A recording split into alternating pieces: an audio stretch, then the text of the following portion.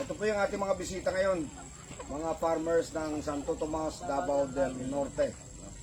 And ikot sila. Pinapakita natin yung ating mga inahin na pauwakan na inihahanda para i-breed sa Black Australorp or Plymouth Barbrack.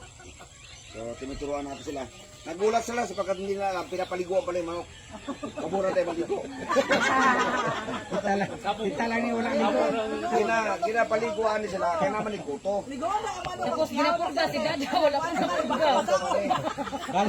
Gala nga program tayo, basta mo na pagawin. Naka-OJT din. Napurga na na. Hindi sila ka studio.